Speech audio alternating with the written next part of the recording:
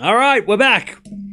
We are back watching the Wimbledon champion, Iga Swiatek, take on Cirstea, who came through, I think yesterday. Did she play yesterday because of the rain delay? They played 5 times. All 5 matches have gone to Swiatek. Cirstea's only ever won 1 set, and that was back in Australia 2022, so it's been a while. They have played already this year. They played in Cincinnati. It was 6-4, 6-3 in favor of Swiatek. So let's see what happens. We just also Billie Jean King Cup's going on. USA, Kazakhstan are 1 match all, so that's fun. And they're going to the third. They're going to the doubles, which Team USA should win the doubles, and if they don't, that would be a very big disappointment. But how are we doing, chat? What's going on? What is happening? Also, we've got Raducanu Krejcikova coming up later too, which is a big day. Big day. Big day. Wake up to some tennis, that's it. Glad to get away from the North American time zones. Well, we're going back there tomorrow. Or in a couple of days. To watch Labour Cup. Ouch. By the way, winner of this match will take on the winner of the match we're watching later between Krejcikova and Raducanu. So, yeah, we could get a very interesting matchup. Also, Towson, she beat Lise yesterday, and she'll take on Joint to play one of these ladies, possibly in a semi-final. So, it's all happening. And then down the bottom half of the draw, you've got Alexandra Eala has just won. She's going to take on either Hadaj or Seidel. And then you've got Lemens, who beat Schneider. And Dasher will take on Siniakova after this. So it's all going on. So much is happening. And on the men's side of things, I have no idea. But there's apparently tournaments happening on that side too. And I haven't been paying attention because I just haven't been paying attention. Yeah, I mean, Musetti's playing in a couple of days. And I think Berrettini's playing today, maybe. I don't know. But yeah, so there's matches on the men's side happening as well.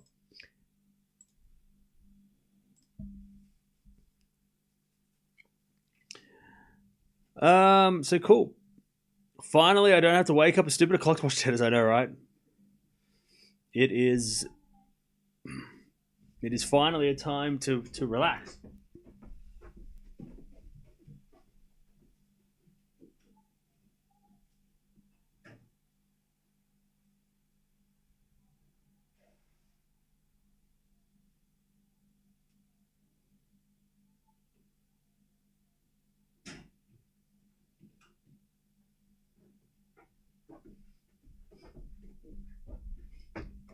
But I watched 2 movies. I watched Contagion, which I think I've seen before. I just hadn't seen it for a while. And then I watched Mimic, which is a horror movie. They were both good. They were both good. Mimic was just your classic late 90s horror movie, but it was practical effects, and that is always appreciated. Like, there was a couple of CG effects, but it wasn't shockingly bad. It was all right. The effects were good. They were passable. Because there was enough fake blood and other things to make it interesting.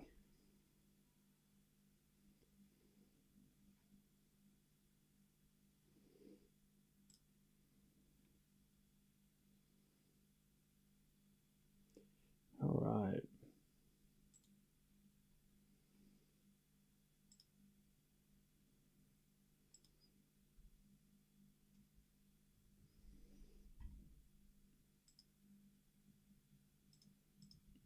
All right.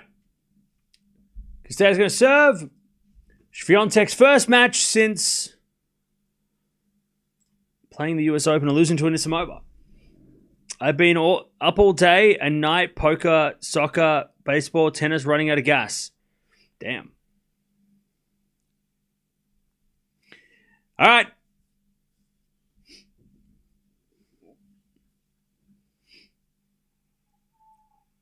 Here we go. Casa's going to serve. I'm going to go Swiatek in straights. Yeah,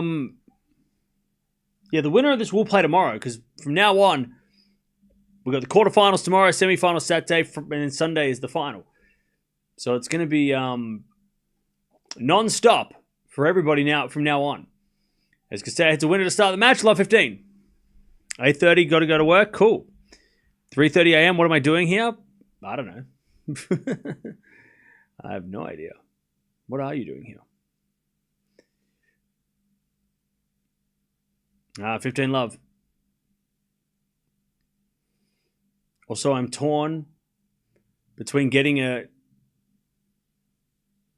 a Game Boy SP, Advance SP, or just Advance.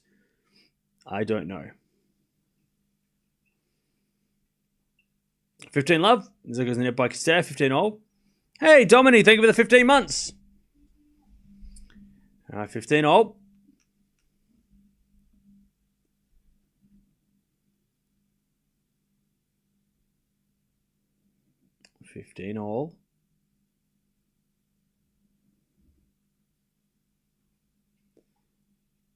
As a return goes back into Castea, back into Swiatek. And Castea's backhand goes wide. And it's 15-30. 15-30.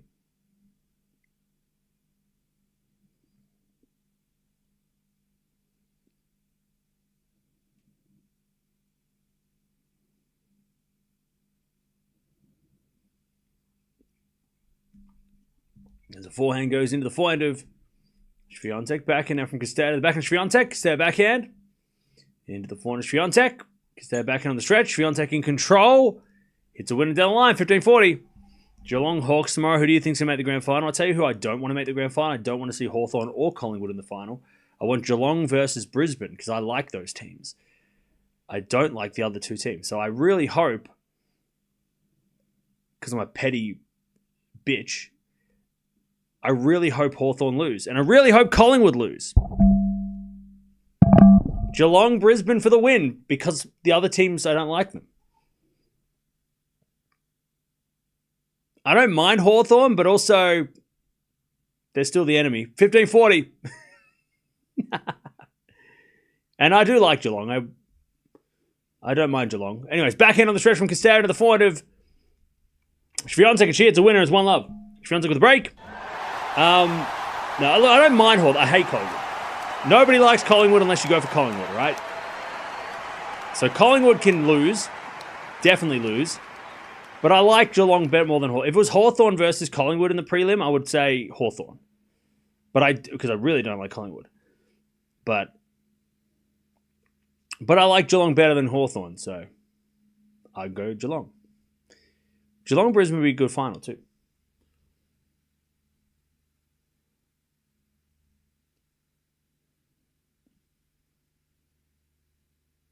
All right.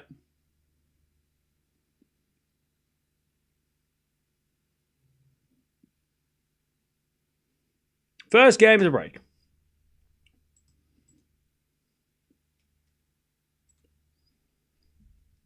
Great minds think alike. Good. I'm glad we're on the same page.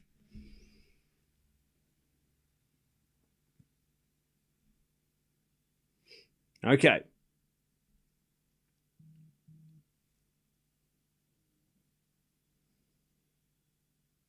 Swiatek with a break.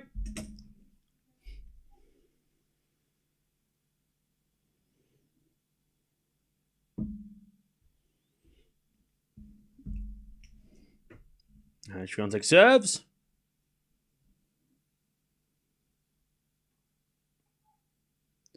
Fault. Cam, do you think Kazakhstan, the Russian turned Aussie, can beat Siniakova again? I know who Kazakhstan is. She's my favorite player. Why do you have to say it like that? Yes, I do. Of course. Why are you asking me a silly question? Anyways, double fault. Love 15. Of course I'm going for Dasher. Are you serious? Love 15.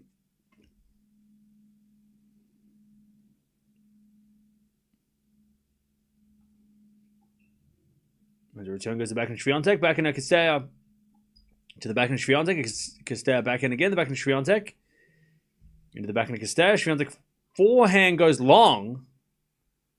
It's love 30. Hey, Alona, thank you for the 14 months. And Gene, thanks for coming back as a member. Love 30.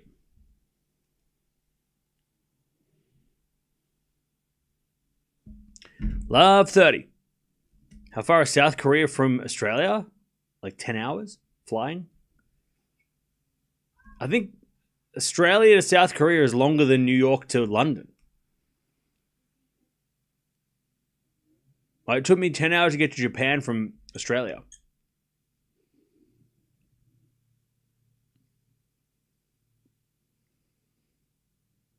So yeah, I think that is the answer. 15-30. As that return goes out by Castella, 30-all.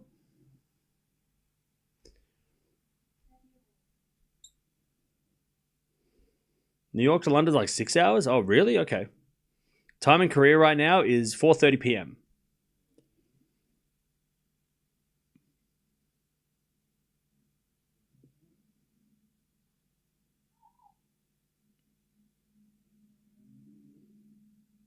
All right, fault, second serve.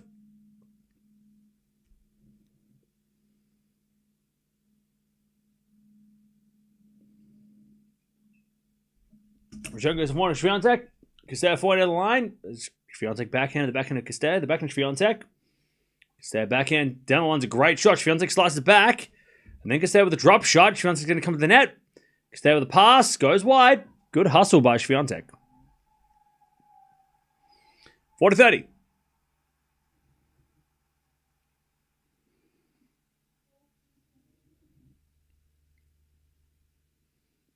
Swiatek to consolidate the break.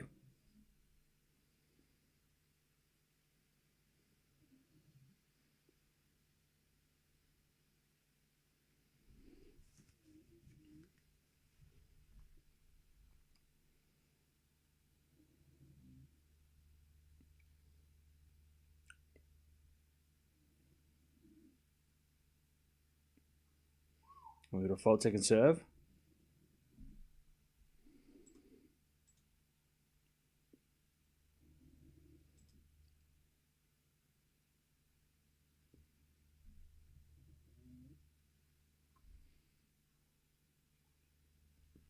As return the back to Swiatek. 4 from Castella in the net. 2 love Swiatek. 2-0.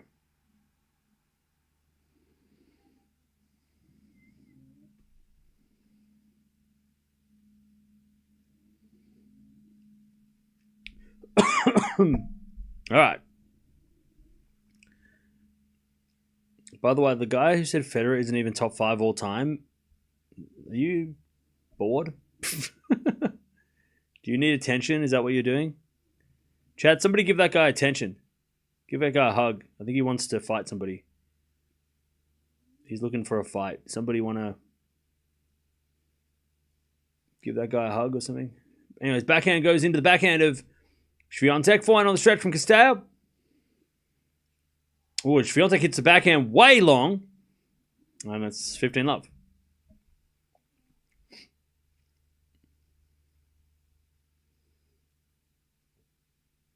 15 love. New York to London is like 7 hours on a jet. Okay.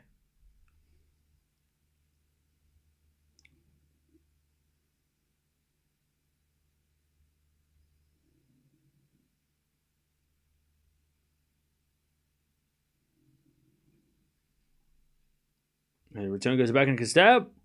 Swiatek backhand to the backhand of Castella. Swiatek again, the backhand of Castella, but Swiatek hits it out, and it's 30 love.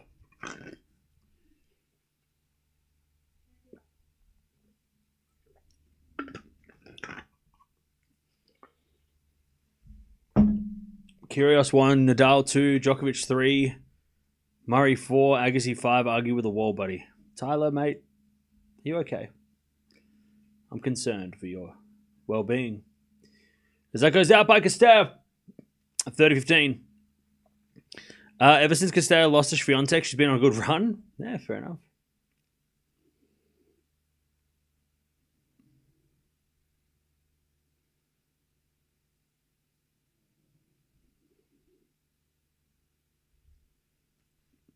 Berrettini's already down a break. Oh, no.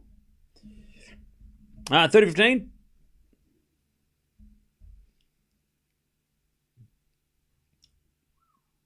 Castella has a fault. Second serve. But she is going to challenge.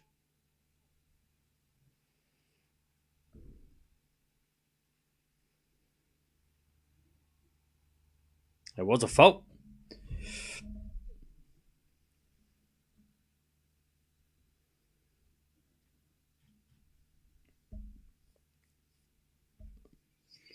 As the return goes to the backhand, but it's out by Swiatek. 40-15. Now Swiatek's going to challenge. Oh, by the way, Chad, I did go to the thrift today. I found 3 movies. As that goes in by Swiatek and then replay the point. Good challenge by Swiatek. I found... What was the movie called? There was a movie called Aeroplane.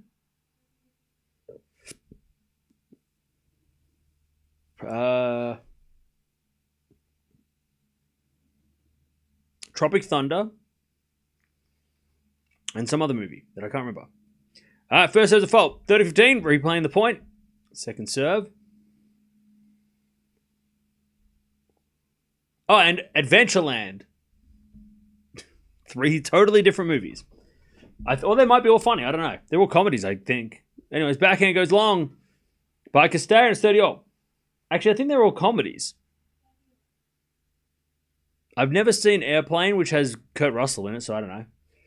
Tropic Thunder's a comedy. And Adventureland, I think is a comedy. Maybe. Or an adventure comedy. I don't know. All right. 30-all. Stay hits it out. 30-40. 30-40.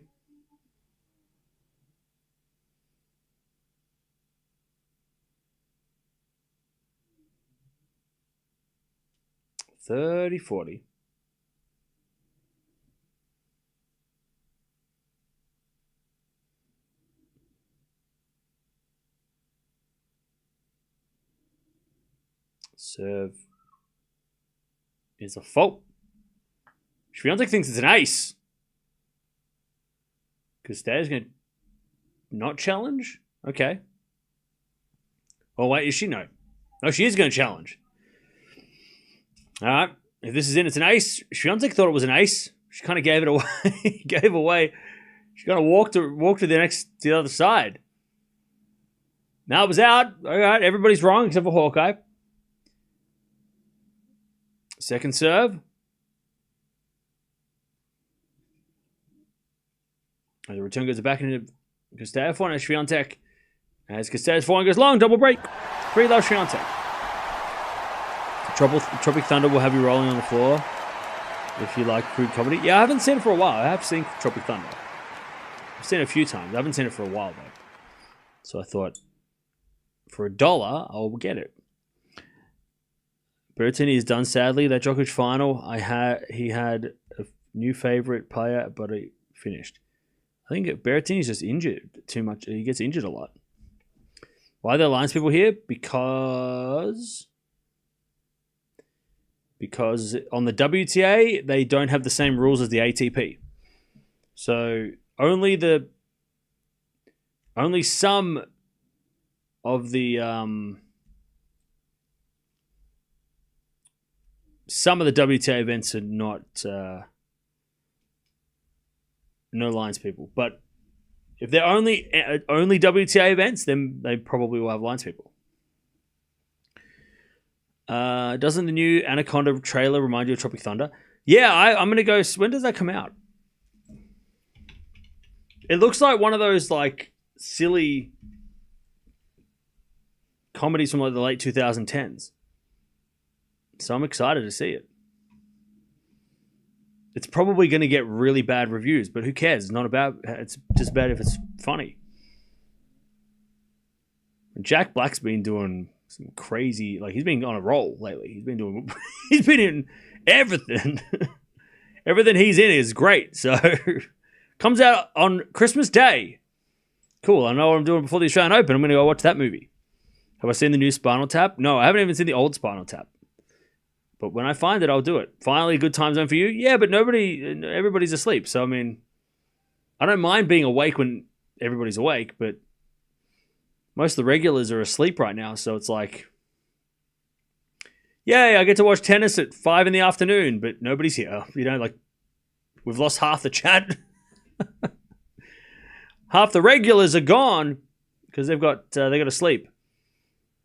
Yeah, there's still people here. Don't get me wrong. I'm not saying there's no one here. I'm just saying that there's a lot of the regulars are not here.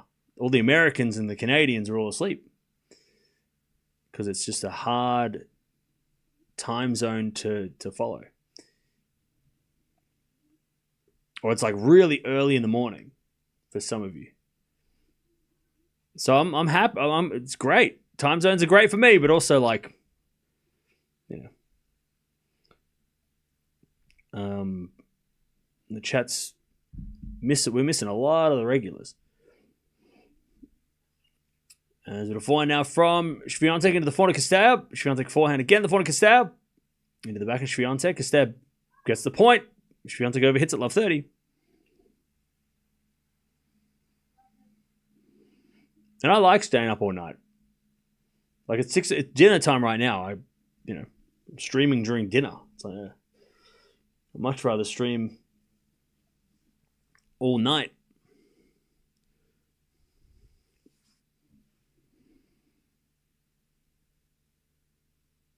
All right, Swiatek serves a fault. Second serve. Most of your regulars in US or Europe? Probably US.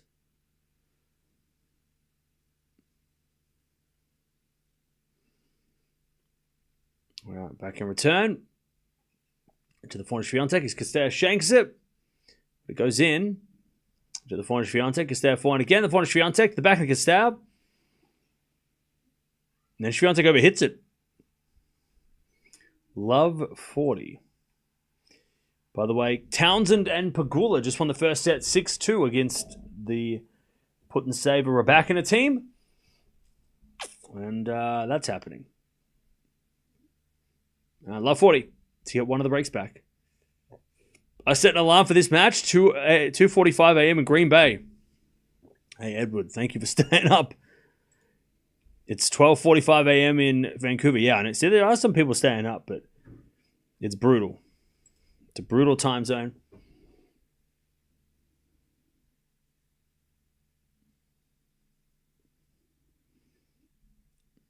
All right, break point. As a return goes into the backhand of Swiatek. Backhand from Cirstea. Goes long and it's one saved. 15-40.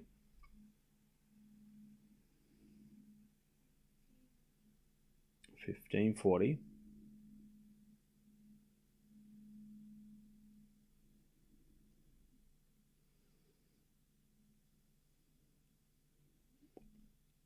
$15.40.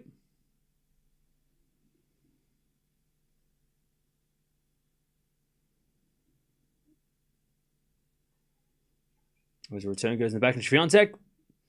Cirstea into the back of Swiatek. Down the line's a winner by Swiatek. 30-40. Two saved. How much for your tennis chair in the back? It's not for sale.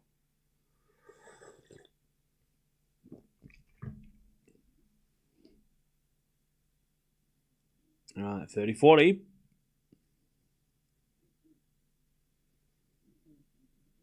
Carlos won't play tomorrow. He won't play day one. Labour Cup, the big names don't play on day one. Day one's always like the small names. And I don't think the schedule's come out, but I'm going to guess the schedule. And I'm going to say it's going to be Kaboli versus Opelka, Ruud versus Fonseca, and Mikkelsen Menchik. You're not going to see a top 3 guy as Cirstea gets a break back. Zverev, Rune, Alcaraz, Fritz, de Minaur are not going to play day 1. No shot. They never put a top guy on day 1. It never happens. Unless the new captains might do a different approach, but day 1, the big names don't usually play day 1. They usually put day 2 is when the big names all play. You know what they might do, though? They might not put Fonseca. I mean, it depends on how much faith they have in Fonseca, but they might put Cerundolo on day 1 and then put Fonseca day 2 if they want to put Fonseca Rune or Fonseca Zverev, maybe. I wouldn't mind that. Who takes on Alcaraz, though? Do you put de Minaur or Fritz against Alcaraz? Maybe you put Fritz kind of as a semi-sacrifice. Because even though... Oh, can Demon beat Zverev, though? That's the thing. Or do you put Cerundolo Zverev because Cerundolo can beat Zverev? De Minaur takes on Rune and then Fritz versus Alcaraz? Or do you wait till day 3 for Fritz Alcaraz? I don't know. Do you put Fritz against Zverev to get the win and then sacrifice de Minaur, maybe? Maybe you sacrifice de Minaur to Alcaraz. Or at least give de Minaur a chance to play Alcaraz. He actually has done pretty well against Alcaraz. In the past, he's pushed him a few times. Maybe you put de Minaur against Alcaraz. You know what they should do? It should be day 1. I don't know, Kaboli, Opelka, Mickelson, Menchik, and Cerundolo Ruud. Day 2, Fonseca Rune, de Minaur Alcaraz, Fritz Zverev, and then day 3, Alcaraz Fritz, Zverev de Minaur, and then like Rune versus Cerundolo or Ruud versus Cerundolo or someone like that, depending on what happens on day 2.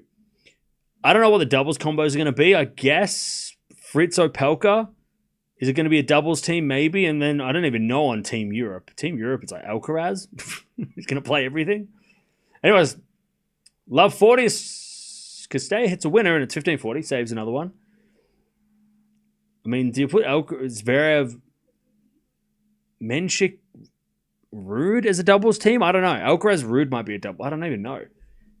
Like 0 doubles teams on Team Europe. There's no doubles teams. Anyways, winner from Cirstea, 2 save, 30-40.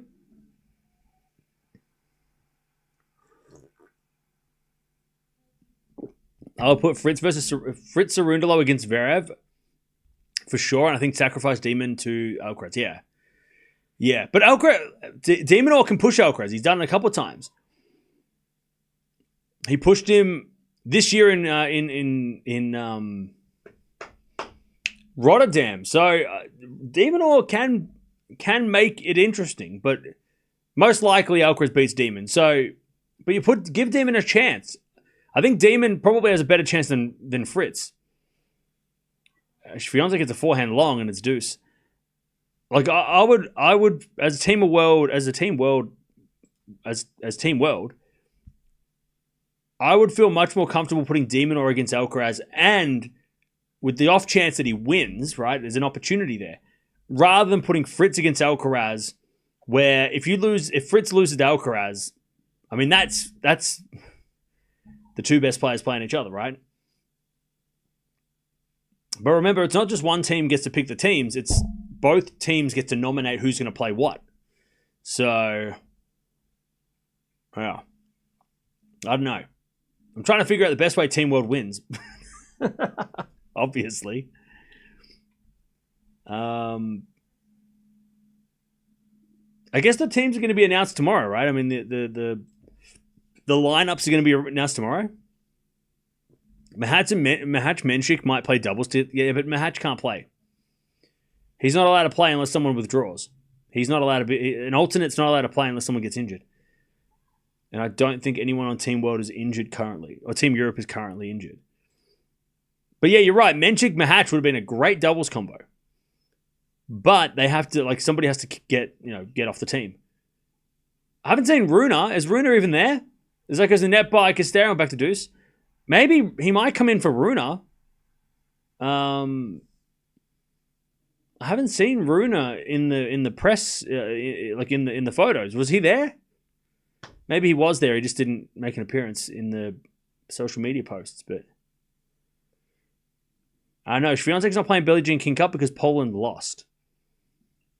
Runa's there. Okay, I haven't seen Runa in the photos or anything. They were talking about they were talking to everybody else.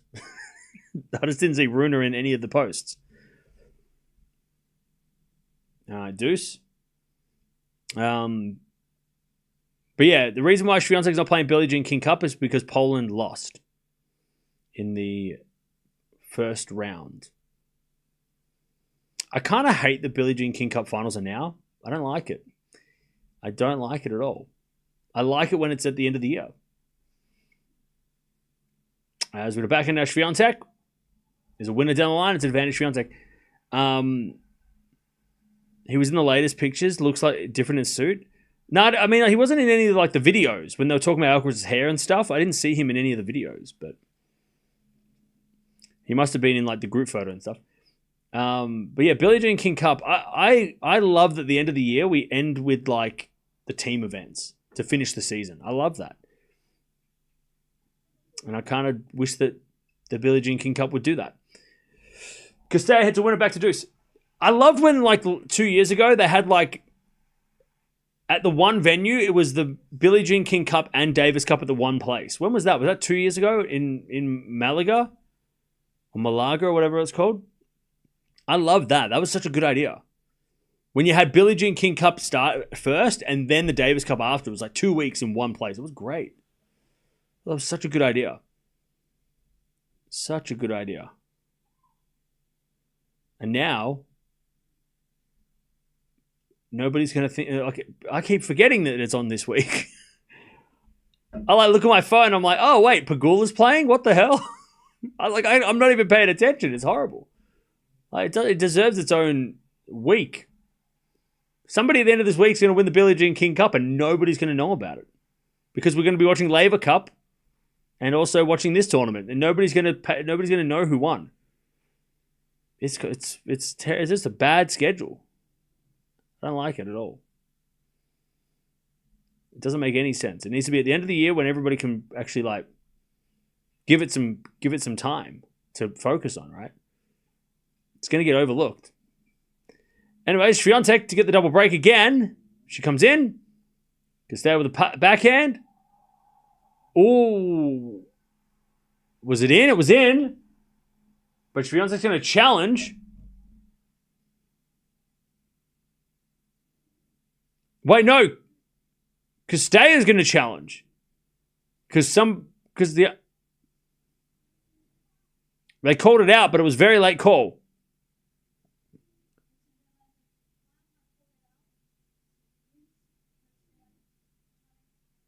So Cirstea's going to challenge. Okay, this was called out. So if this is in, it's going to be deuce, and if it's out, which it was, Swiatek's going to get the double break. 4-1. But yeah, that was a very close shot. Would have been a great shot.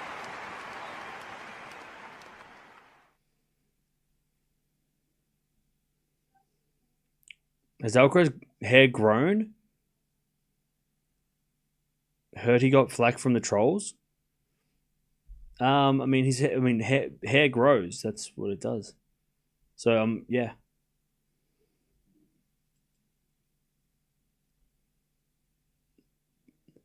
Pegula got beaten by Raducanu. Yeah, I know, right? Raducanu is so scary when she's playing well. She is so dangerous.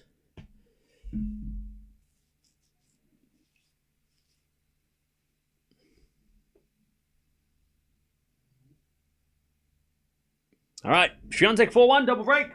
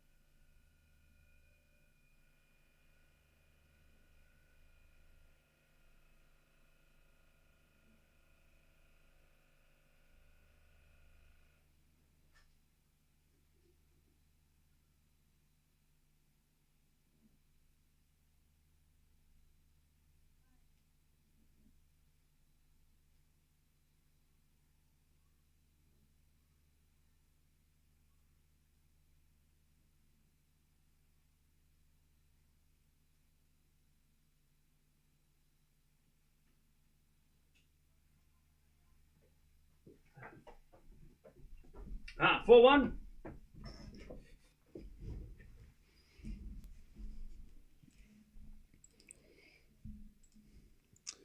All right. Ken, where are the flags next to the players' statistics? They're just not there. 4-1. They disappeared.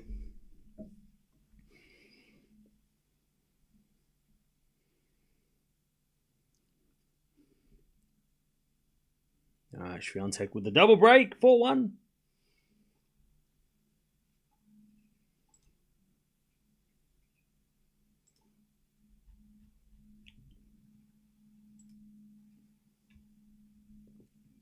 Swiatek wins the first point. 15-love.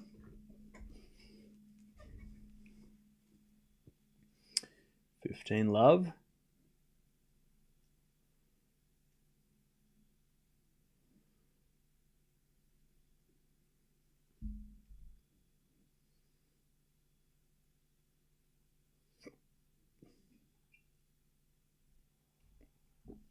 As Cirstea hits a return winner. 15-all. What do I think of Tiafoe's future? Look, I think he'll be fine. The thing with American tennis is there's so many good players now that I hope it'll inspire everybody to try and be the best American, 30-15. And I know Big Fo's had some injuries, which hasn't helped. But you got to remember, when Tiafoe and also Fritz started to come up, it was the only guy that was up the top, around that late 2010s was John Isner, right? So the battle to become the best American was only really, at least at the end of the 2010s, was Tiafoe, Fritz. They were the future, right? Now American tennis has got so many good players on the men's side, especially on the men's side now, which it didn't have before. There's so many good players, right? You can name 10, right? And I reckon maybe Big Fo's struggling a little bit with that. When he used to be the next guy, right? Him and Fritz were like the face of the next generation, and they're going to take America forward into the new, into the 2020s. And he had some good results. Like, he pushed Djokovic, he's pushed Federer, he's beaten Rafa, right? At a Grand Slam, I'm talking about. So I don't know, maybe Big Fo's struggling a little bit as Swiatek goes to 5-1. Maybe he's struggling a little bit with the fact that he is not the top dog, or he's not seen as like the only guy, which you would think should maybe take some pressure off him. But maybe we know how much he loves being the entertainer, but we know how much Shelton has kind of taken that role from him. And, Shelton's kind of the loud, entertaining American player that Big Fo was, right? Big Fo kind of was that role, right? So I think maybe Fo's just trying to figure out where does he sit in the world of tennis? Like, what's he doing? Is he the entertaining American, the shot maker, or is he more like Fritz, where it's like a serious Grand Slam contender? Now we know he can play Alcaraz and Sinner. He's played well against them before. Well, at least against Alcaraz he has. So it's not like he can't compete against these new guys. But I think he just doesn't know what he wants his career to be. It's like, I think he loved being that going on that run at the US Open, going on the run of the Australian Open in 2019, right? Having those amazing runs. I think Big Fo loved being that, American hope. Whereas now there's a lot of them, right? There's so many Americans that people can choose, whereas before it was, like I said, it was Fritz and Tiafoe, and maybe you can go with, Tommy Paul a little bit as well, but that's more so in the last couple of years. So I don't know, maybe he's just struggling a little bit with how, what he wants to be in terms of tennis, right? In terms of American tennis. He also has had a lot of injuries. Like, he's not playing Labour Cup this week. I don't think it's because he didn't want to. I think it's because he's injured, right? 30-all, by the way. Swiatek ready to get the break and win the set. Is it a 4-4 rally? Cirstea forehand down the line. Swiatek's there with a backhand. Into the backhand of Cirstea. Swiatek backhand down the line is very nice. Slice from Cirstea goes in. But Swiatek has a whole court to put it away, and it's 30-40. So, yeah, I don't know. I think, but Fo is definitely dangerous. Like, he is not, like, done. You know, he's not over. It's not over. You know, he's not going to disappear into nothing and never come back. He is still there as Cirstea saves the set point. We get the deuce. But yeah, I think he just needs to maybe find like a motivation, like a new motivation. Like, is his motivation now going to be to become the best American player? Because it's pretty competitive now, right? It wasn't as simple as it was, 3 years ago. Cirstea, by the way, definitely hit that in. That was a terrible call. She's going to challenge, though. But yeah. Swiatek. By the way, has Cirstea got no challenges left? Oh, Cirstea got no challenges. Oh, no. That ball was in. That looks so in. And Cirstea ran out of challenges, so that's out. The umpire, it was linesperson called it out. No challenges left. That looked like it was in. That was a bad call by the linesperson, but bad calls by Cirstea for burning through 3 challenges. I mean, she used them all. That was yeah. Not that it looks like it's going to change any of the result, but still, that wasn't a great call. Swiatek gets a return wide, and it's back to deuce. But yeah, like, it'll be fun to watch. I think Fo is still a very dangerous player. It's just, I think he's just trying to figure out, again, like I said, what he wants to be.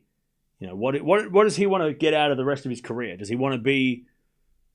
Can he win a Masters 1000? Is he going to be a Grand Slam finalist? Right? Like, where does he sit? Because he's already been top 10. He's made Grand Slam semis. He's made finals of 1000s. So he's done a lot of things, Fo.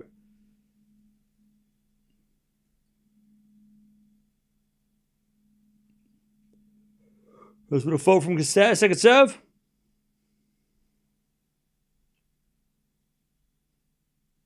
To make Swiatek serve for the set. As the return goes in by Swiatek, back to deuce.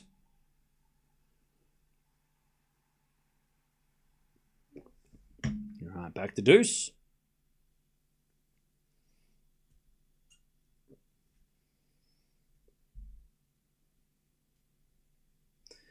FAs get married this week? Yeah.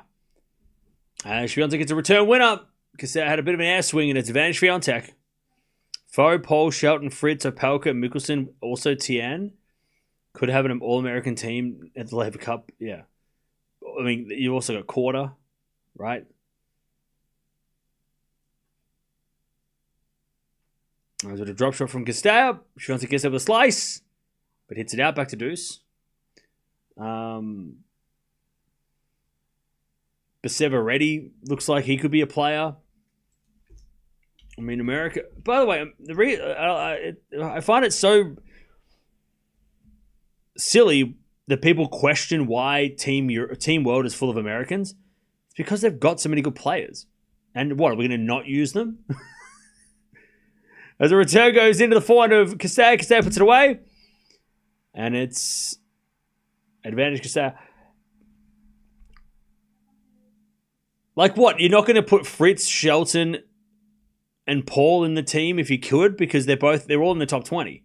When Team Europe, they've got Europe in general just have like a stacked top 10, right? They've been dominating the top 10 for decades, right? Europe has been top 10 forever. Like, of course, like, I find it so funny when people like question, oh, it's just Team America. It's like, yeah, because America's so good. Why wouldn't Team World get all the Americans? I mean, if you take out the Americans, you've got Demonor, Auger-Aliassime, Bublik, I guess, Cerundolo, Shapovalov, Diallo. I mean, you really want those guys to play Alcaraz, Zverev. Like, you want it to be competitive. I'm so bummed out that Shelton's not playing though. Shelton was one of the big difference makers. I think we needed him. We needed Shelton to play. Yeah, Fonseca. I know you can put Fonseca in, but still, Fritz, Shelton, Paul, Tiafoe. Yeah.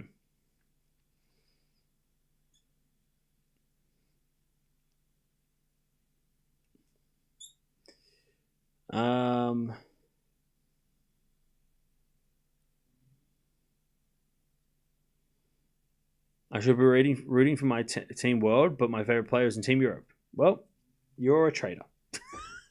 It's not Team Runa. That's all right. I'm rooting for Team World because I have to, but I just want to see how they do against Alcaraz. Because let's be honest, last year it was Team Alcaraz versus the world. It wasn't Team Europe. There was who actually did anything last year. No Alcaraz, no Europe. That's what I say. Last year it was Team Alcaraz. He carried that team on his back. That was Team Alcaraz. It was Team Alcaraz. On day 2, Alcaraz was the only player who won. On day 3, Alcaraz won 2 of the 4 matches. Zverev won the other one, but Zverev lost on day 2 and day 1. Alcaraz only lost 1 match, which was the doubles the first day, with Zverev. It was Team Alcaraz. I mean, Tsitsipas and Dimitrov did well on day 1 and 2, but they beat Kokkinakis and Tabilo. So, like, no disrespect to anyone, but also, that's not fair. Tsitsipas beating Kokkinakis. Okay, cool. Of course he did. Dimitrov beat Tabilo. Of course he did. Like, that no shit. Like, of course he did. We're talking about guys that were, like, this close to top 10 versus guys outside the top 20. Kokkinakis came in last minute for Demon, I think, and he was 78 in the world. He wasn't even supposed to be there. So if it wasn't for Alcaraz, there'd be no chance. Because on day 2, Medvedev lost, Zverev lost, Tsitsipas and Ruud both lost. By the way, nobody's mentioned that Tsitsipas is playing Six King Slam in favor of Draper.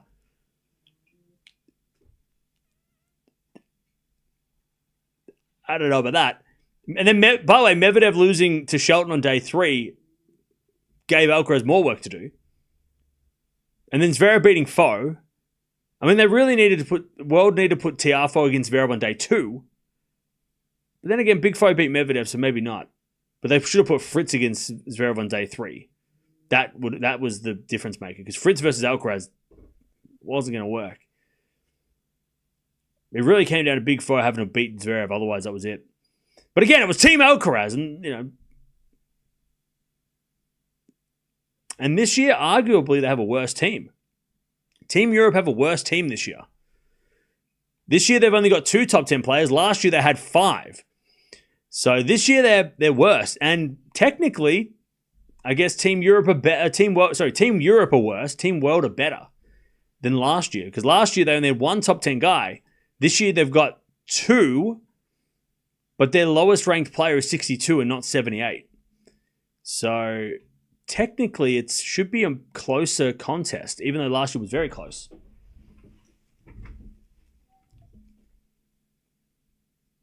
All right, 15:30. But yeah, I was a little surprised when I saw that Tsitsipas. And look, Tsitsipas, good for him. Cash in on that payday. I'm not saying he doesn't deserve it. But I don't know if he's going to be, it depends. If he plays Sinner or Alcaraz, it's not going to be competitive. So, yeah. Shvionzik says an ace 30 all. So I was a little bit surprised when I saw Steph getting put in because he definitely doesn't look like he doesn't fit in with the rest of the group based on 2025 form.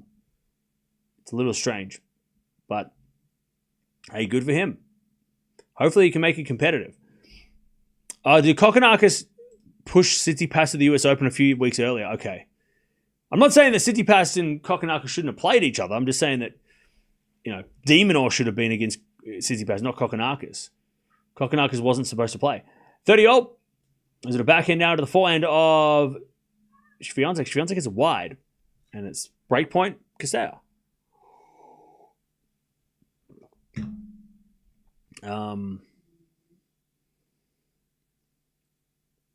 Steph's injured now as well? Damn, okay. Should have been someone else instead of Steph? Well, yeah, I mean, Rune definitely should have got... I mean, who... So it's Djokovic, Alcaraz, Sinner, Zverev, Fritz, and Tsitsipas. Yeah, Steph just... I mean, unless he plays Fritz or as Castella gets one of the breaks back. 5-3. All right. Swiatek having to work a little harder for this. So Tsitsipas by just playing gets $1.5 million. So, no, of course he's going to say yes. And maybe Medvedev got asked, because I reckon they would have asked Medvedev back and he might have said no. Again, I don't know any of this. I'm just guessing. But I got a feeling maybe Medi would have been asked first because he came here last year and played. So, but yeah, and Rune also played last year. So I don't know why they didn't go Rune or Medvedev from last year. I mean, maybe they did ask them. I don't know. It's not like Rune or Medvedev did bad. I mean, Medvedev didn't do great against Sinner, but you just put Alcaraz and you put Djokovic up against Medvedev or something in the first round. Winner plays Alcaraz or something. But yeah, but again, Steph, good for him. Hopefully, by the time we get to it in a month, he'll be competitive and make it interesting. Because you don't want it like last year where Medvedev was just making up the numbers. And it just didn't feel competitive until Alcaraz played Sinner, right? You want to, even if it's an exhibition, you still want it to be interesting.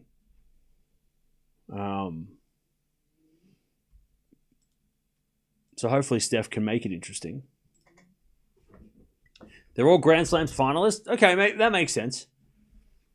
If maybe there was a criteria, you're right. Maybe there was you have to have made a Grand Slam final to be eligible this year. But then last year, Rune played and he was totally different to everybody else. Everybody else had a slam. As that goes wide by Castella and it's love 40 Swiatek to take the first set. But then again, Draper this year wasn't a finalist, so I don't know. I mean, the question is, I would have put Shelton in, but obviously Shelton's injured, so that ain't going to happen. As Castella says, an ace saves another one, 15-40. I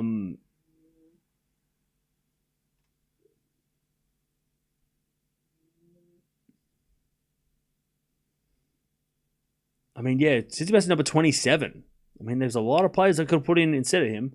They could have put Rublev in. They could have put Casper Ruud in. Maybe. I reckon Rublev would have been better. At least for 2025 form, right? 30-40, another one saved. Another set point for Swiatek though, 30-40.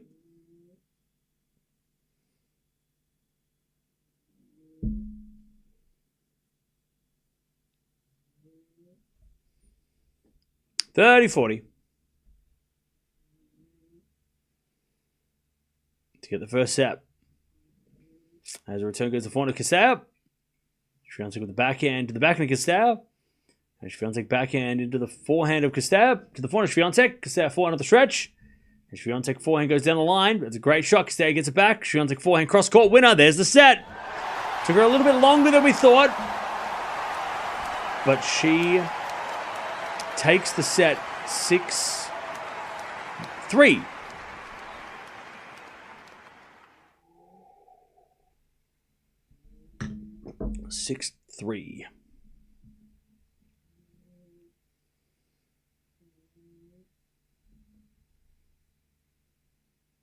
Hey, what's going on, Robin? How you doing? My dream 16 slam players would be Alcaraz, Sinner, Rune, Draper, Shelton, Feast. Yeah, I love that. That's a great lineup. It's a great lineup. I mean, if you want, I would probably, like, if you could right now, I would replace Feast with Djokovic. Because I still think Djokovic is, especially over best of three, competitive against everybody on that list. I still think Djokovic, I would put Djokovic over Feast. But you're right, I would put, my dream lineup would be that, maybe Djokovic over Feast at this point. But yeah, Shelton, Draper, Rune, Sinner, Alcaraz. I mean, that's crazy. Like, yeah, that would be awesome. Look, to be fair though, Fritz has been pretty competitive against Alcaraz lately, so maybe we're being a bit harsh.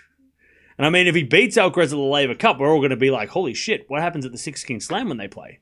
If they play.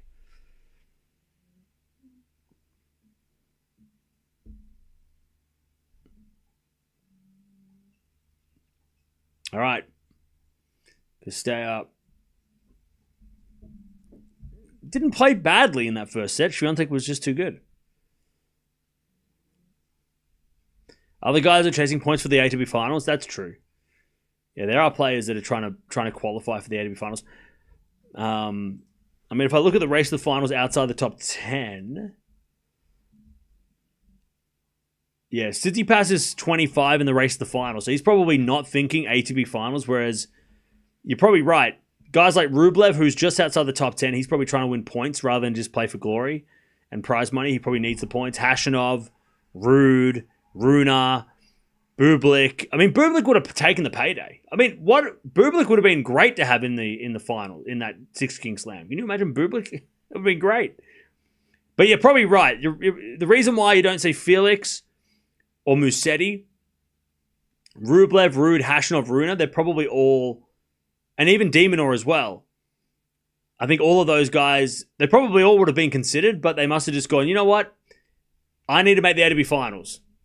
And $1.5 million is great for one match, but also the ATP finals is pretty damn good too. So, yeah, you're probably right. That's probably the thinking, is that those guys that are on the cusp of qualifying for the ATP finals over the next 2 months probably didn't want to risk, playing the Six King Slam and not playing, because it's during the same time as, where is it?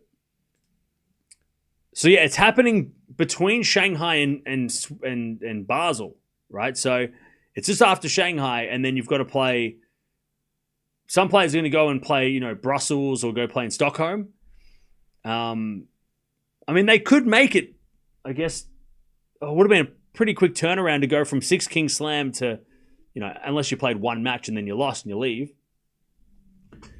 But yeah, maybe it was just one of those things where it's like after Shanghai, there's only really 2 big tournaments left for most of those guys who were trying to qualify, and maybe they just didn't want to risk it to go get $1.5 million and not make the ATP finals, especially at that point. Because if some of those guys lose first round of Shanghai, they're going to need the points in the smaller 250s.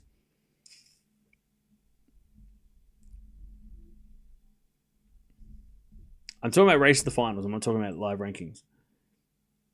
Berrettini's down a set and a break, by the way. All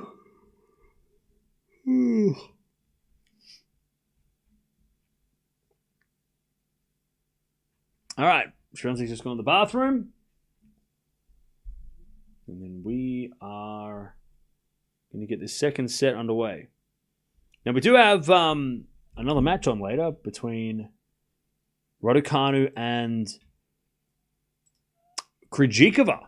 Never played before. I'm interested to see how it goes. Raducanu did look pretty tired yesterday. Krejcikova has been playing very well lately.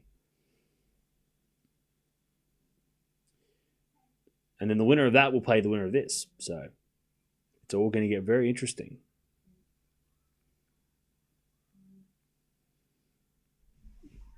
All right. Swiatek to serve first.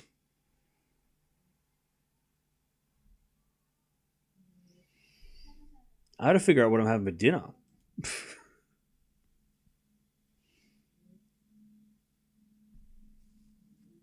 It's a part about streaming this time is like food.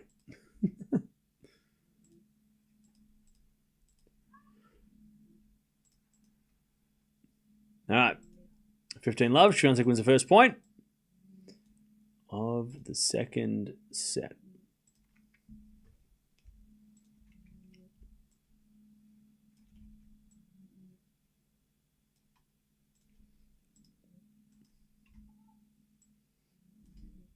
All right.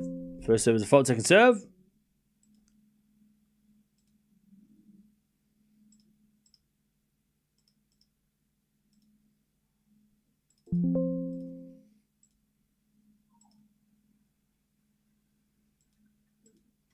As Cirstea wins the second point, 15-0.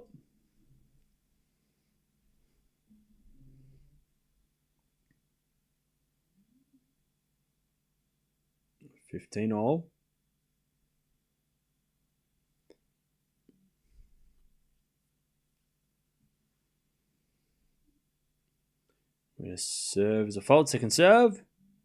Big four Barbara for the win.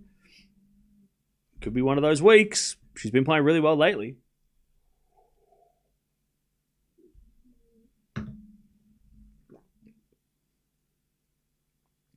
Swiatek serves the back and Cirstea return.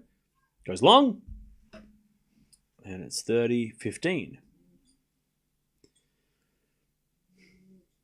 30-15. So, Chad, I'm torn between pizza for dinner or rice bowl. They're my options. A rice bowl or a pizza.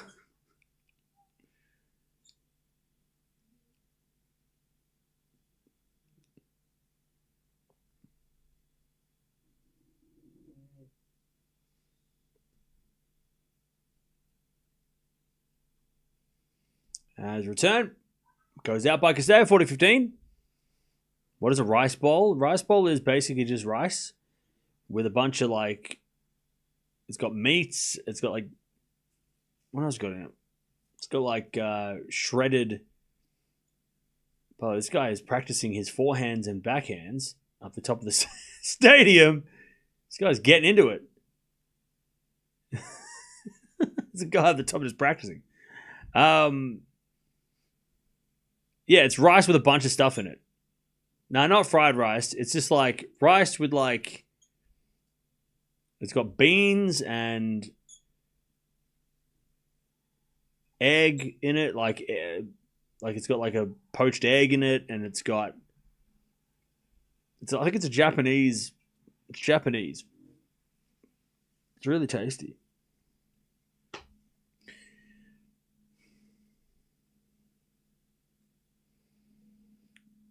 All right. One love Swiatek in the second set. I'm pretty sure it is Japanese.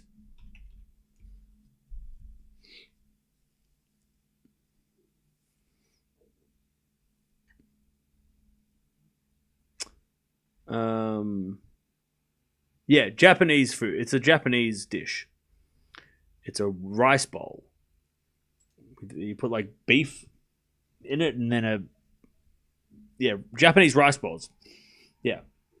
Swiatek gets a return winner. Love 15. Love 15.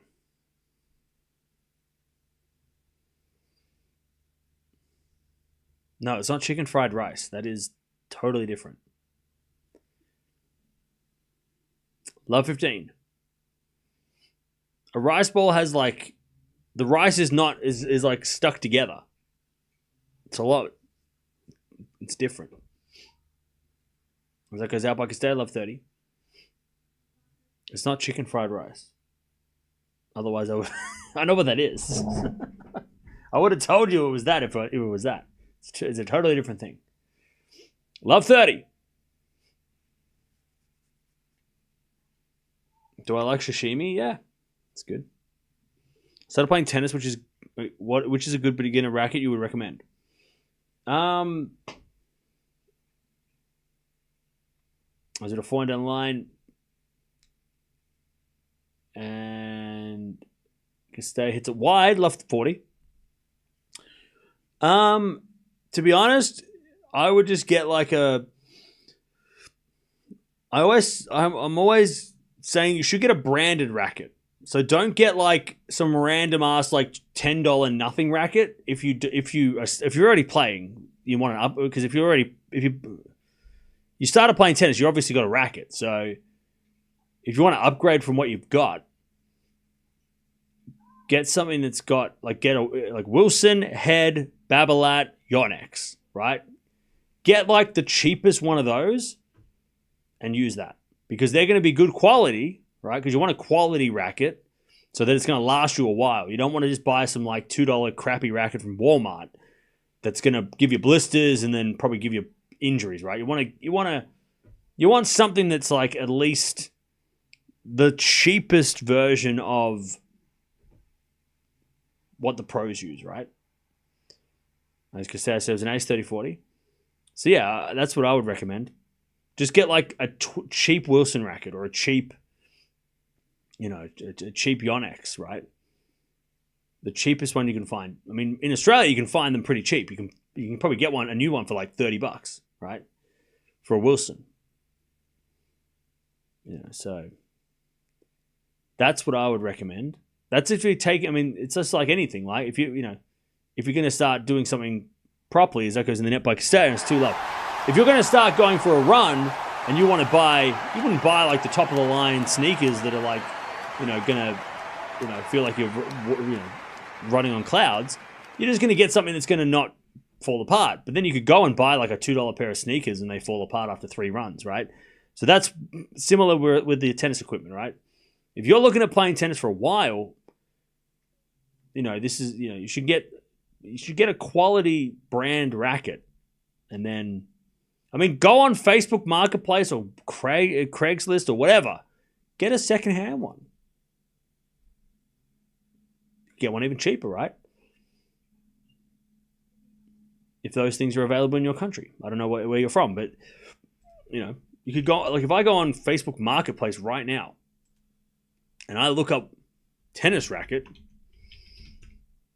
if I could spell it, it'd probably be easier. They got some like really high level, like high quality rackets for like $20. I can get a Wilson racket for $20, right? I can get, again, $20 for a Wilson racket. That's pretty damn good. So yeah, that's what I would recommend you do.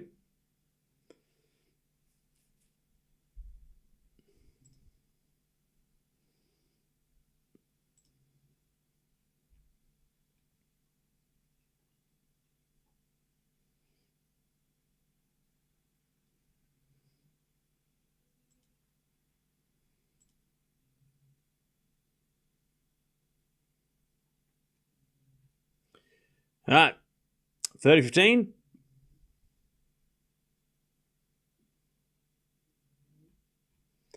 Fiance trying to go to 3 love. Thanks for the help. No worries.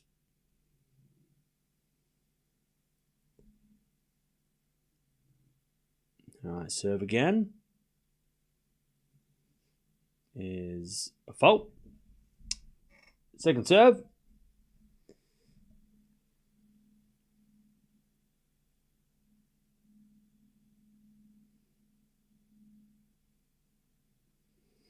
As the return goes in there by Casella, 40-15. 40-15.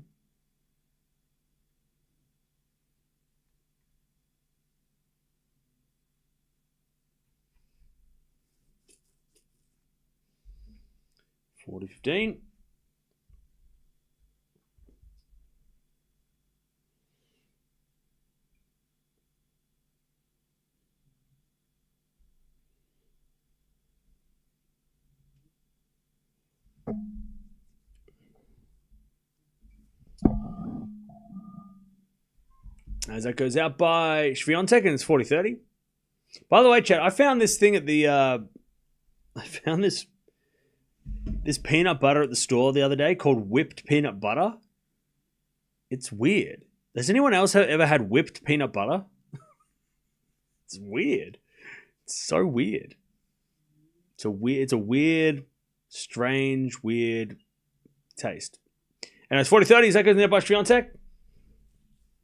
But weird. It's weird. I think I like it. It's all right. But also it's like strange. Sounds fancy. It's definitely not fancy. I got it from, I think I got it from Aldi. So it was really like, it's pretty cheap. So I'll try it. It's just like, it's like fluffy peanut butter. It's weird. As that goes wide by Swiatek, advantage Cirstea to get back on serve in the second set. I don't like peanut butter. All right, well then you will hate this because it's literally peanut butter. So you wouldn't. It's not for you then. But that's okay. For those who like peanut butter, it's an option. All right, Swiatek gets a winner, and we get back to deuce.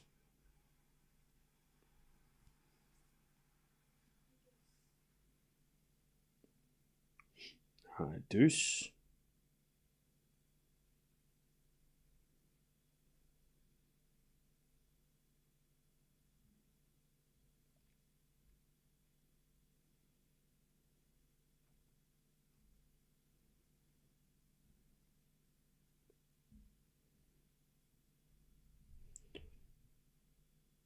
All right. First serve is a fault. Second serve. It's probably full of garbage. Probably. As the return goes back into Swiatek, back in from Cirstea. Into the back into Swiatek. Cirstea backhand down the line is in the net. Advantage Swiatek to take the 3-love lead in the second. Pineapple pizza is number 1 on my list. Ew. Ew. Yucky.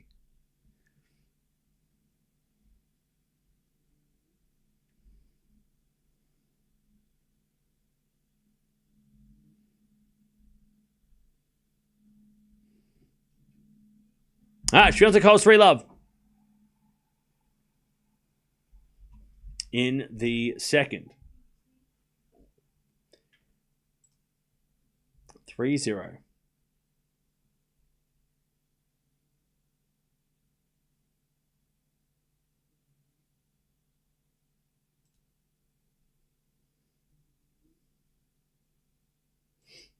All right.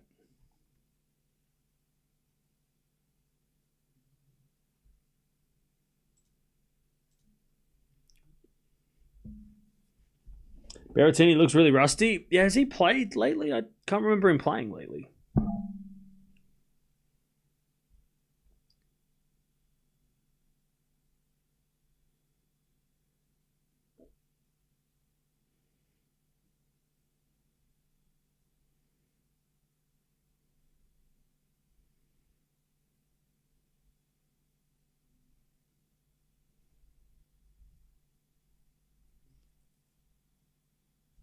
All right. I know he's currently playing, but I mean, like, has he played lately? Like, has he played for the... Is this the first time he's played in months, or what's up? Why is Swiatek playing this tournament, though? Why not? Why is it weird that she's playing this tournament? Is that...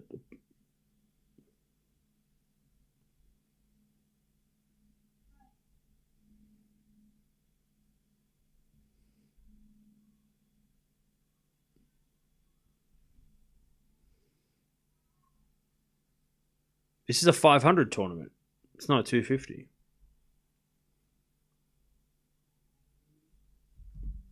Swiatek can get 500 points easy, so why not? I agree. Yeah, this is a big... Like, I mean, Swiatek could make up 2,500 points over the next 4 weeks. And when she's trying to be number 1, that's a no-brainer. Even if it was a 250, I mean, any points... Every single point she can gain to catch Sabalenka is worth it. Is she going to be number 1 if she wins this?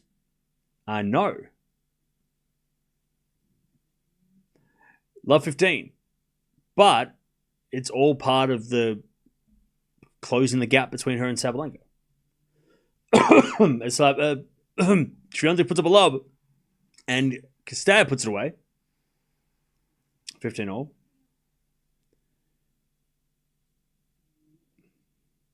15-all.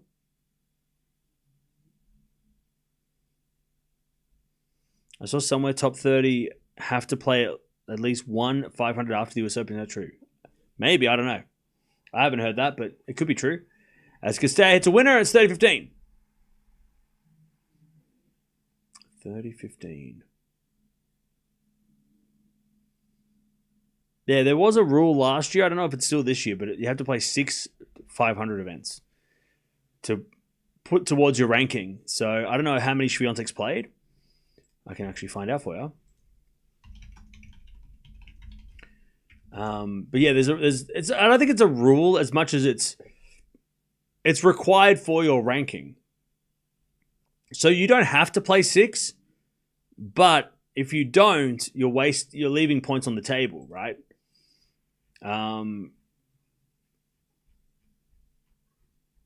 we've talked about this before about how the rankings, it's not about just, there's multiple tournaments of different levels. It's, the whole mandatory thing is not about, the mandatory rankings are not about, mandatory tournaments, are not about getting penalized for, for money. It's more about penalty of ranking. That's what could happen,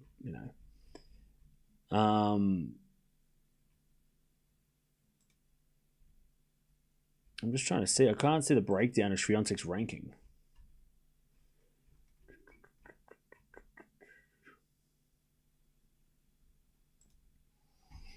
As Cirstea hits a terrible shot in the net, and it's 40-30.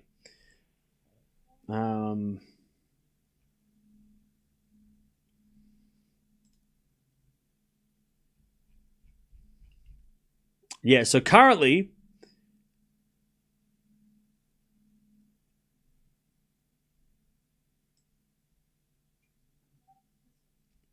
so currently Swiatek, was this last year? Is this year or last year? No, this is this year. 40-30, by the way. So currently Swiatek's ranking is made up of the 4 Grand Slams, Doha, Dubai, Indian Wells, Miami, Madrid, Rome, Canada, Cincinnati, and then 2 500 finals, which I can't remember what they are, and then 1 quarterfinal of a 500. So she's got, and it still has the WTA finals from last year. So she's still got points to make up in Beijing, Wuhan, and then 2 other events. Because it's made up of, your ranking's made up of 20 events. I think it's 20. Is it 20? WTA rankings, because they're different for men and women. The WTA rankings are made up of 19 events and the WTA finals if you compete at that. So, sorry, 18. My bad. 18 events, 19 if you play the WTA finals. So 19 events for Swiatek, and she's got 4 events, 2 1000s and 2 best of other events, which could be 250s or 500s, that she could add to her total, which could close the gap. Now, she is a very long way away from Sabalenka, right? Sabalenka's on 11,000.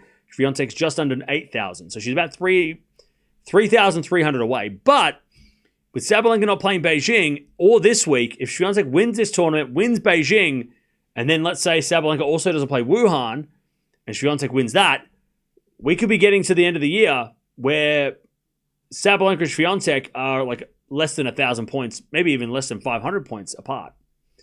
But it depends on how Swiatek does over the next couple of weeks. She has to win Beijing to make it interesting.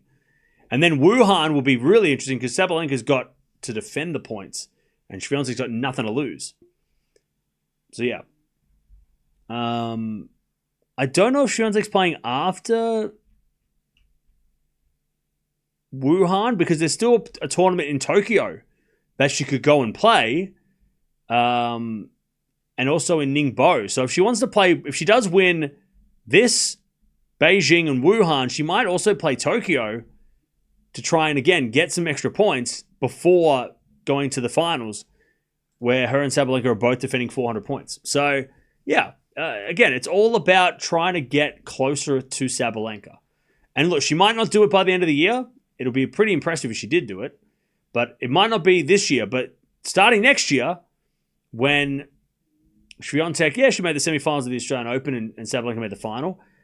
But as we're getting towards February, March, where Sabalenka, did better than Swiatek, that's when we're going to start seeing some changes. And then, of course, when we get to the clay, Swiatek's basically playing, she didn't do as well on clay this year as she did last year.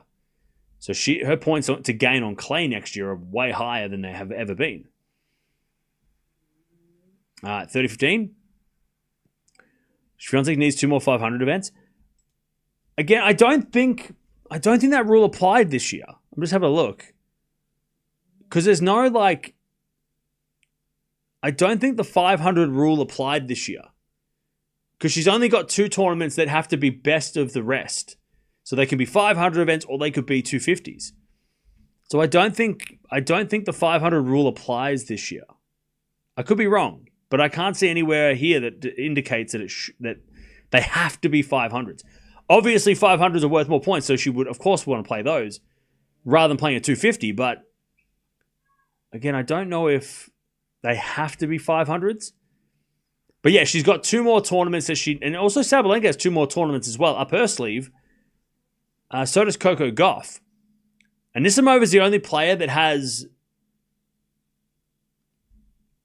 no more tournaments really. And Pegula, they've played, and Raducanu, they've all played pretty much everything.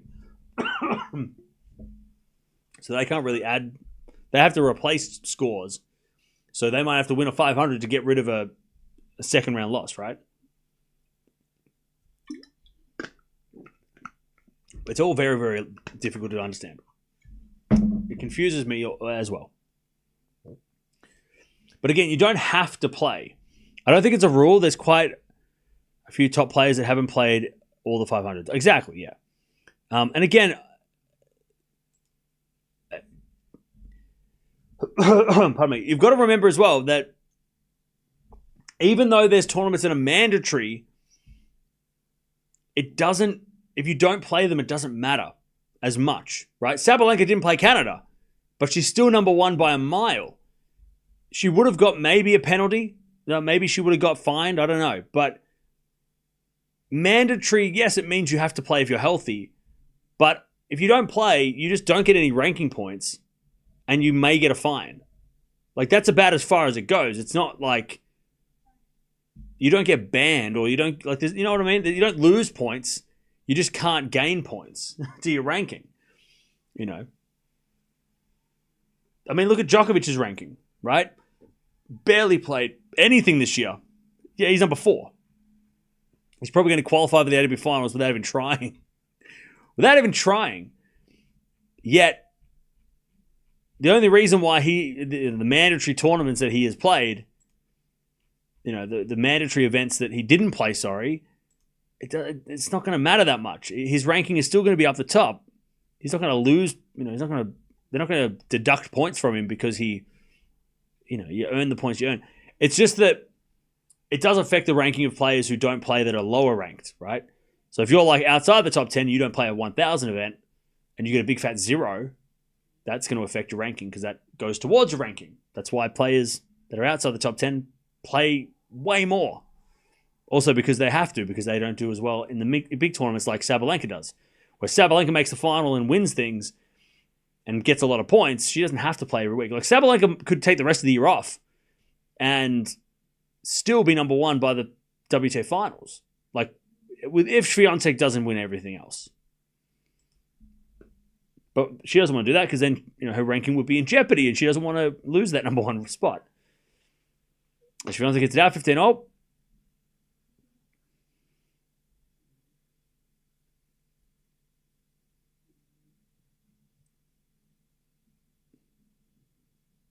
Uh, 15-0.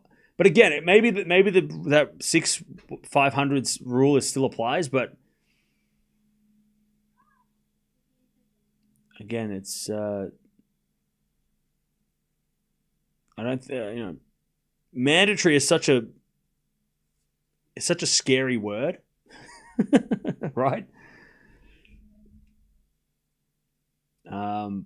but it doesn't. The consequences aren't that. Don't seem like they're that crazy. You know, like, oh, you didn't play this one thing. Oh, you lose $1 million. That's not how it works. As that goes out by Swiatek on the return, 30-all.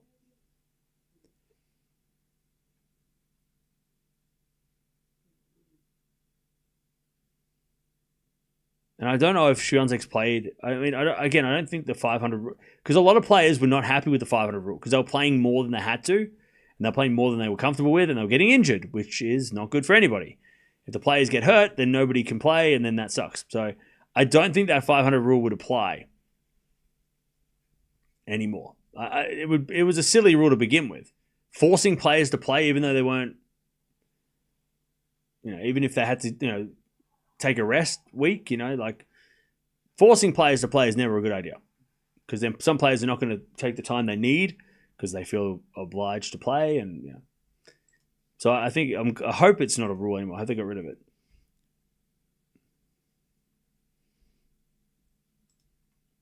So just having a look at Swiatek's rankings. So she's only played 3 500s this year, right? That was in Bad Homburg, Stuttgart, and here. So technically, she's got to play 3 more.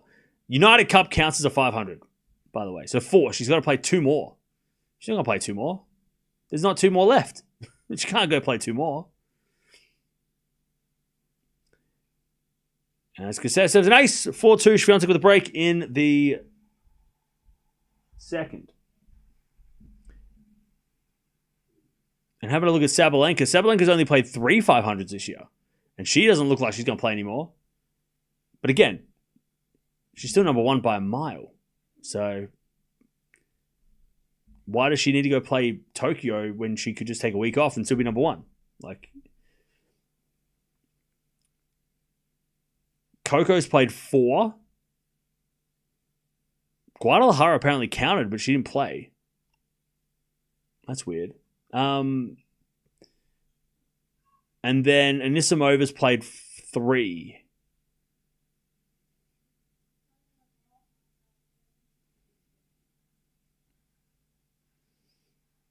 So yeah, it doesn't look like anyone's actually played 6. At least not in the top 10.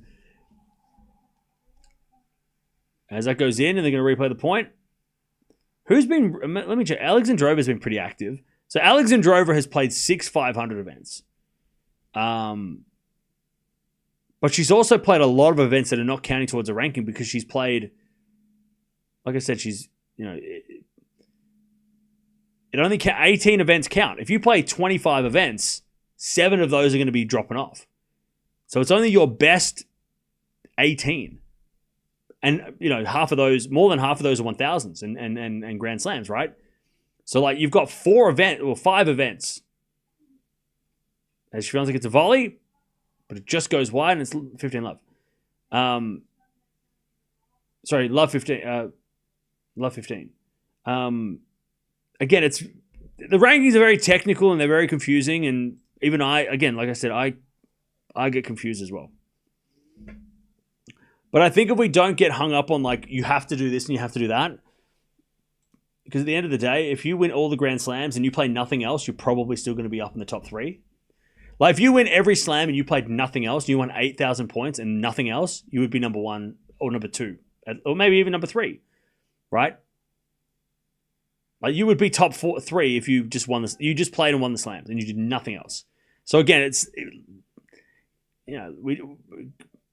only really the lower ranked players that need the points that have to play, whereas the top players, they don't have to play everything and they can afford to pay the fine. And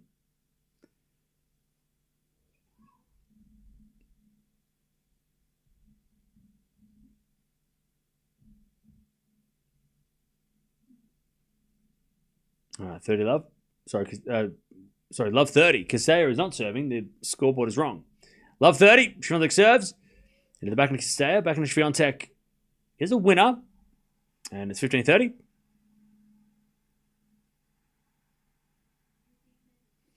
15-30.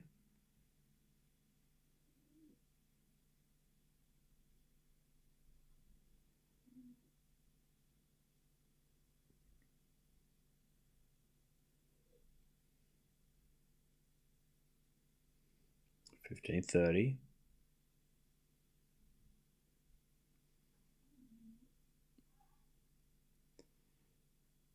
As the default second serve.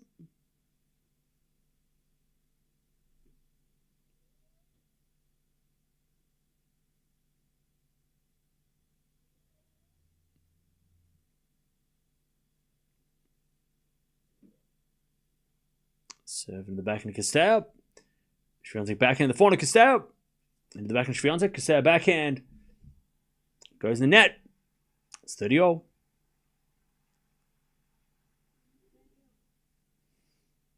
Yes, if you want all 4 slams, then be screwed next year to defend them. See, again, you're thinking too, like, you're thinking way too hard. Just relax. It's not that deep. 30-all. As the return goes into the back of Swiatek. Back in now from Cirstea. Again to the back of Swiatek, who overhits it.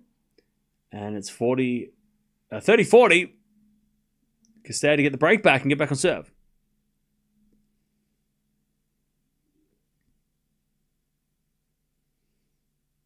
$30-40.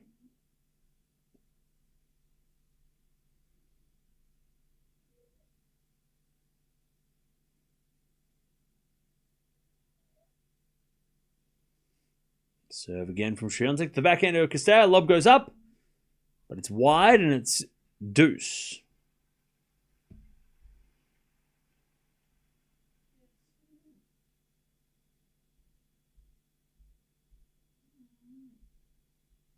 All right, deuce.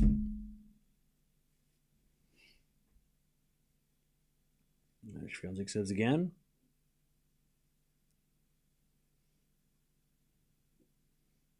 As the return goes to forehand Swiatek. Swiatek in the net. And it's advantage Cirstea. I mean, look, Djokovic is the great example right now of somebody who doesn't play and he's still top 4. Like somebody who is inactive for most of the year, yet he wins what he plays, or he does well when he plays, and he's still number 4 in the world. Like, the man plays nothing. He's played 2 1000s this year. Sorry, he's played 4 1000s and skipped everything else. I mean, advantage Cirstea. Back in rally. Swiatek gets a winner. Like, this is what Djokovic's points are made up of. Australian Open, French Open, Wimbledon, US Open. Miami final. Indian Wells Madrid first round loss. Which is weird, right? Or second round loss. And then Monte Carlo, he lost second round. And then Geneva win and Brisbane quarterfinals. And then he also has points from last year in Shanghai where he made the final. And that's it. Like, that's a top 5 guy right there who's barely played. Like, he's played, 7 tournaments this year?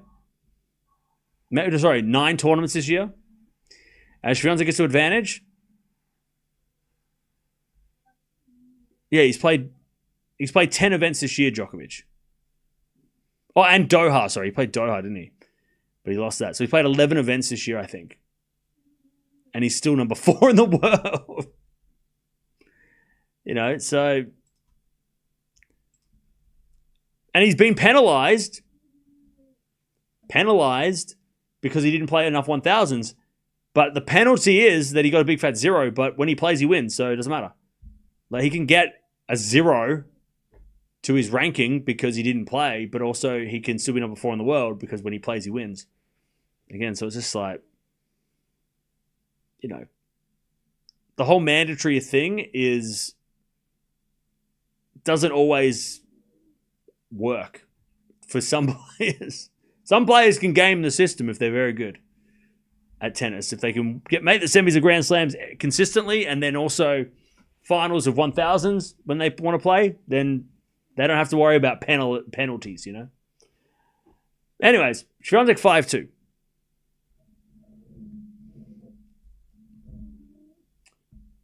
Swiatek 5-2.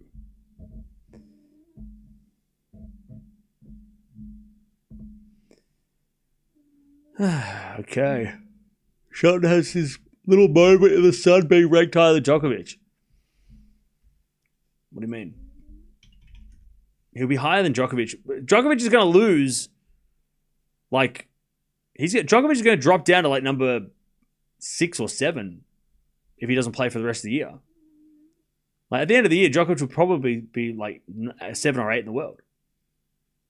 Probably maybe not 7 or 8. Probably 6 or 7. And that depends on what Demonor does.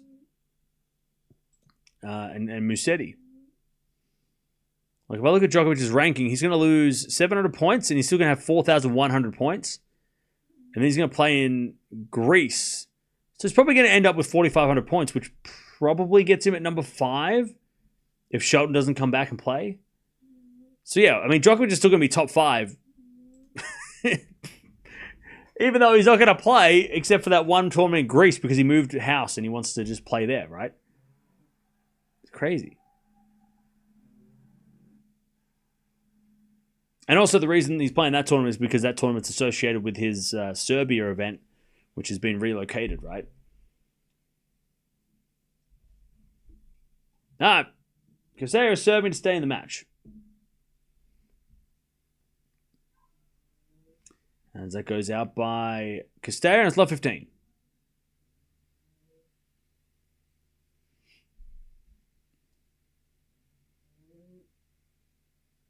Love 15.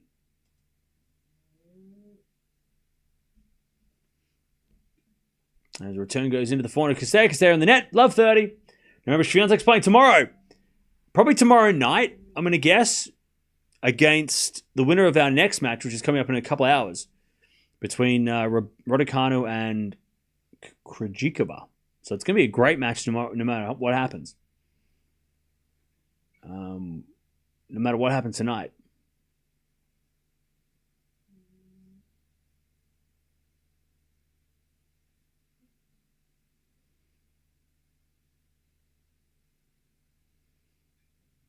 As a return from Swiatek's a winner. Love 40. Match points for Iga Swiatek. Hasn't been as easy as maybe we expected, but still very straightforward. Love 40. Yeah, Kazatkina and Siniakova are probably going to play 3 hours, so get ready for that. Yeah, Sabalenka is out of China because of injury, yes. Backhand goes into the forehand of Castella. Forehand now from Castella goes long. And Swiatek gets the win. In straight sets. First match since the US Open. Hour and a half. 3-2. Like I said, it wasn't her best performance, Swiatek. A little rusty maybe, but she did have a foot issue after the US Open, so maybe that was her just trying to figure it out, but she gets it done, and that's all that matters. Now she's going to play Krejcikova or Raducanu in the quarterfinals in about 24 hours. So tomorrow she'll play. All right. Too easy. I'll tell you, Chad, if my food arrives in the next 5 minutes, I'd be very happy. Be very pleased. By the way, Dajmeyer and Seidel are still playing, and they started like 30 minutes before this match even started. What the hell is going on over there? Yeah, they play for 2 hours. And they're only in a second set tiebreak. And if that goes 3, that's going to go forever. But that's Dajmeyer for her. She plays marathons. She is the marathon woman. For sure. Also, Monfils is playing right now. Cool. That's cool.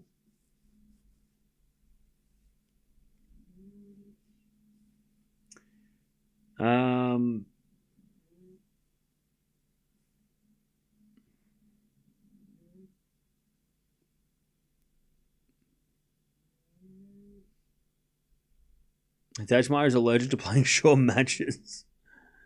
Yeah, she plays marathons. She definitely is trying to break records. If Raducanu plays in 2 hours for 2 sets, then this court is the slowest. Now it's going to be interesting. You would think it would be advantage Krejcikova if it's late night, because she can play better on clay. If it's slow, right? She has the more. And we saw Raducanu yesterday struggle physically when it got slow. So Krejcikova is going to make it even tougher. You would think.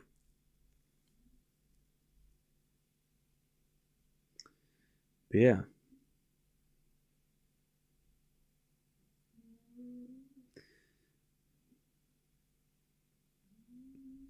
Raducanu said that the courts are very slow. Yeah, they look slow. I mean, both players yesterday were struggling to hit winners. So, yeah. But yeah, that match is going to come up hopefully in the next couple of hours.